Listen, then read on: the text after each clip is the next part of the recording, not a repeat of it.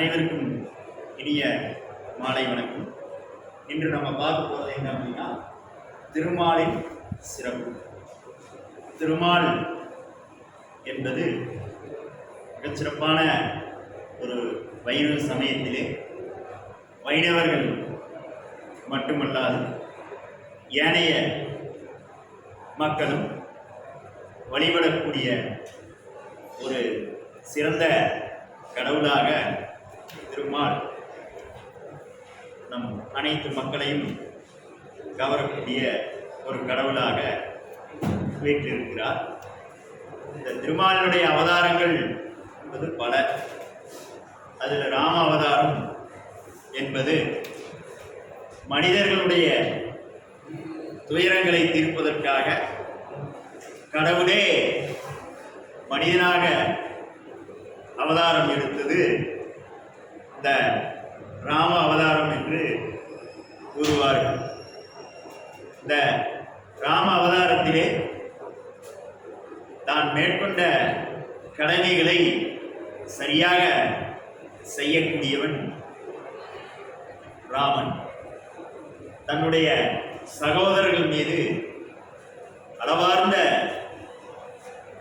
அளவளர்ந்த பற்றை உடையவனாக ராமன் இருக்கின்றான்.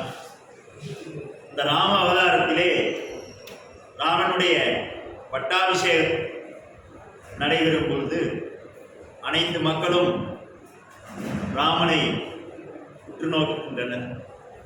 இந்த மாதிரி ஒரு சூழலிலே தனது வளர்ப்பு தாயாகிய கைகேயி தான் முன்னால் தன்னுடைய கணவனாரிடம் வாங்கிய வரத்துக்காக தன்னுடைய புதல்வன் பரதன் நாடாள வேண்டும், ராமன் 14 வருடம் காடு சென்று இருக்க வேண்டும் என்கின்ற நிலையை உருவாக்கினார்.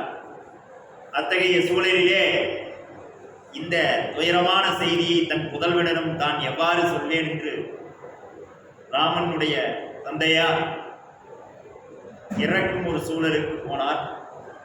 அத்தகைய சூழலிலும் கூனியினுடைய பேச்சை கேட்டு, மகாபாரதத்திலே சகுனி என்றால் இந்த ராமாயணத்திலே கூனி என்று சொல்லக்கூடிய ஒரு கிழவி. அத்தகைய கிழவியானவள் சிறு வயதிலே ராமன் விளையாடக்கூடிய வயதிலே அவள் குடத்திலே தண்ணீர் எடுத்து செல்வாள் கூனி.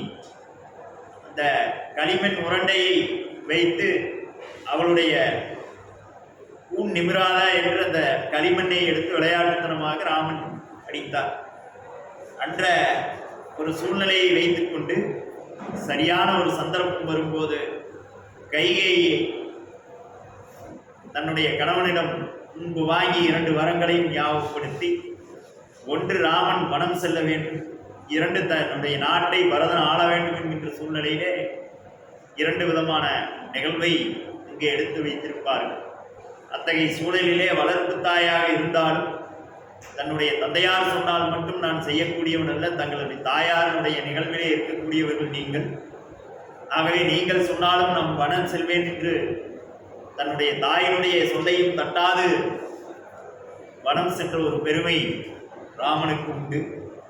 இந்த உலக வாழ்க்கை மிகவும் துயரமானது என்கின்ற ஒரு நிலையை கடந்து வனத்திலே சென்று அந்த பல கஷ்டங்களை அனுபவித்து பிறகு தன்னுடைய பரதன் நாட்டுக்கு அழைத்த போதும் வர முடியாது என்று தன்னுடைய தம்பியை பார்த்து ராமன் சொன்னான். ஆகவே ராமாயணம் மிகவும் சிறப்பான ஒரு புராணம். அத்தகைய சிறப்பான புராணத்திலே இந்த ராமதாவ அவதார சிறப்பினை எடுத்துரைத்திருக்கிறார். அடுத்ததாக கிருஷ்ண அவதாரம். இந்த கிருஷ்ண அவதாரம் என்பது இந்த ஆயர்குல மக்களை காப்பதற்காகவும் இங்கே இருக்கக்கூடிய பசுவினங்களை சரியான முறையிலே மேய்ச்சலுக்கு அழைத்து சென்று சிறுவர்களோடு விளையாடி அந்த பயங்கரமான மழை காலத்திலே அங்கே இருக்கக்கூடிய ஆணிரைகள் முன்பெல்லாம் ஒரு நாட்டினுடைய செல்வத்தை எதை வைத்து கணக்கிடுவார்கள் என்றால் ஆணெறிகள். ஆணெறிகள் என்றால் பசுமாடுகள்.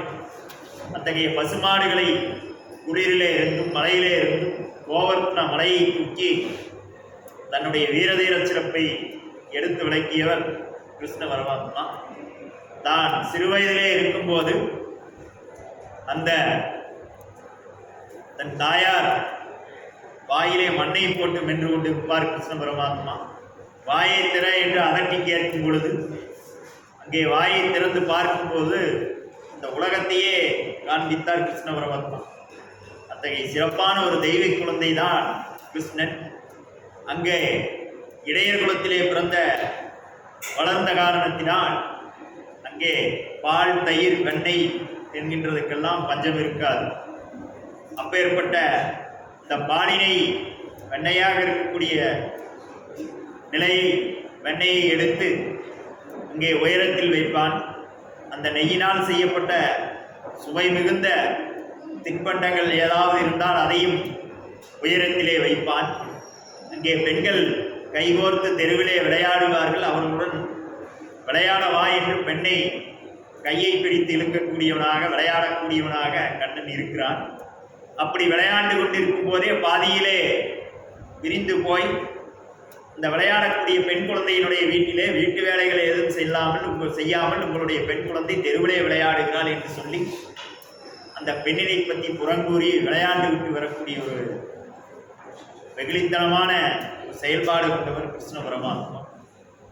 ஆகவே அந்த கோவர்த்தன மலையை தூக்கி பிடித்து அங்கே இருக்கக்கூடிய இடைச்சி என்று சொல்லக்கூடிய குழந்தைகளிடம் விளையாடி அங்கே இருக்கிறவர்களுடைய மனம் கவர்ந்த ஒரு கல்வனாக இருக்கக்கூடியவர் கிருஷ்ண பரமாத்மா. மிகப்பெரிய அரக்கர்களை பலர்